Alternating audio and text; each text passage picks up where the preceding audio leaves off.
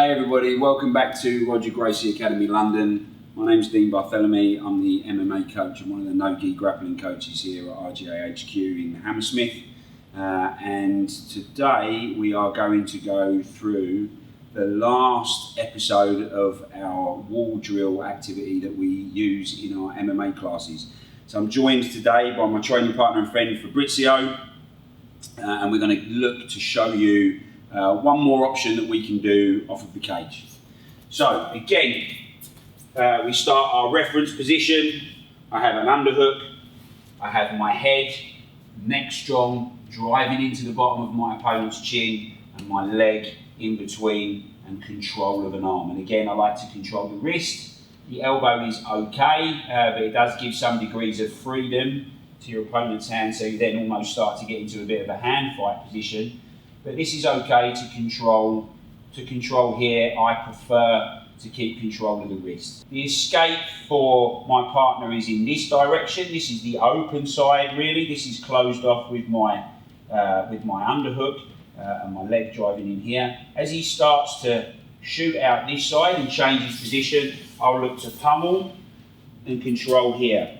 Now what we can find is sometimes if you have an opponent who maybe is panicked, maybe is not as high a level a fighter as other opponents, you'll start to see this arm here reach over. So instead of taking a tight whizzer to keep you in control, he'll start to reach over. Well, this gives you a great opportunity now to simply shuck the arm and slip out to the back.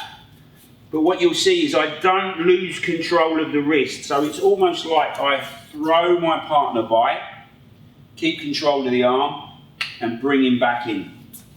So we'll go from this position. As the arm starts to come over, I'm going to slip out to the back, control, bring this back to the hip, and then look to take control here. So one detail to think about here, if I turn Fabrizio this way, is once I get to this position, I'm going to reposition myself to take control just about elbow and here. So I've now put my gable grip. I don't want to go too high over the elbow, because if Fabrizio now starts to flex his bicep and push up, this is going to be more difficult for me to control.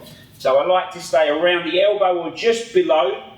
So once I go from the grip here, I'm going to come across to this position. Now very simply for me, and one option, is to bump my hips underneath and simply lift Fabrizio up and tip him to the side.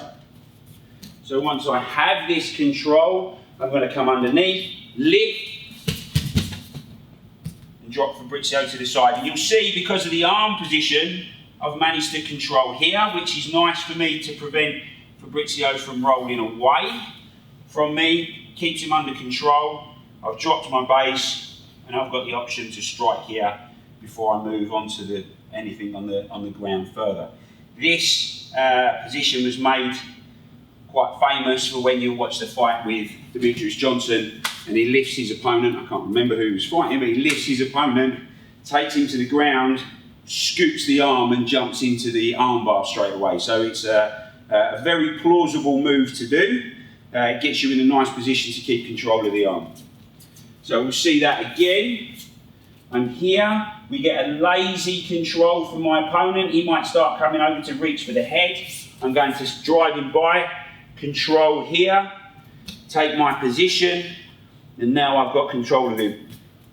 Walking him away just to give us a little bit of space from the cage now, and then I'm going to sit underneath, hip bump, and just drop Fabrizio to the side. Again, I'll drop my base low. I can control here. I can control with the knee on the face and throw my shots before I like to move on to anything else. So when I lift now, I'm going to lift and just take a step back and turn my arms to drive Fabrizio to the ground. So one more time from this position. Here, I'm inside. We see the lazy whizzer the lazy arm come over the top. We'll try and grab the head. I'm going to control, take my control here.